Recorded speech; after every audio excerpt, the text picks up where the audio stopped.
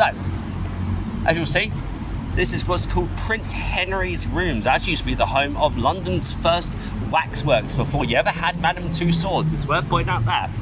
As we go through these black doors right here, the City of London, in its own strength, has existed since the reign of Henry II. The city itself, they had all the wealth, so the king had to borrow money off them. And in turn of that, they could devise their own laws. It was a walled city up until about 300 years ago. But down here we have the oldest circular church in all of England, and that, my friends, is Temple Church, and it was placed here back in the 12th century by the Knights Templar. Now I could always go a little bit Da Vinci Code with this whole thing, because that's what everybody's expectancy of the Knights Templars are. But let me tell you a little bit about the Knights Templar. In fact, the Knights Templar were just a group of knights who went off on the crusade after it was actually acknowledged in 1080 to take back Jerusalem from the Muslims.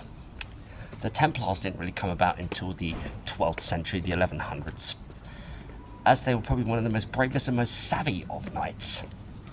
They were the ones who only ever saw it as a Christian mission, not like many other soldiers and knights who went there to actually prove themselves, to actually be on a commission from many of their families and their countries and things like that. The Templars were all about saving the Christian moral of it.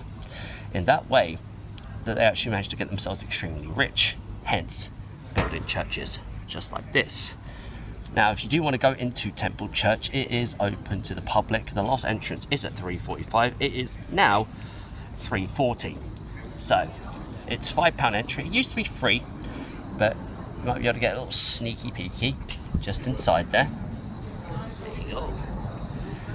But it was the Templar Knights who actually had their downfall in the 13th century, when the King of France, who didn't like how rich and influential they were getting, he wanted a little bit of a slice of the pie. So he actually accused the Knights Templar of heresy and witchcraft, and had the Knights Templar burnt at the stake. Well, he didn't find out where their riches were buried. That's the old conspiracy right there. And even the Knights Templar cursed the King of France, so much so that after the Templars were burnt at the stake, the King of France dropped dead. Florencia, I know you weren't expecting me to talk about that sort of thing here, but it all adds to the old Templar mystery.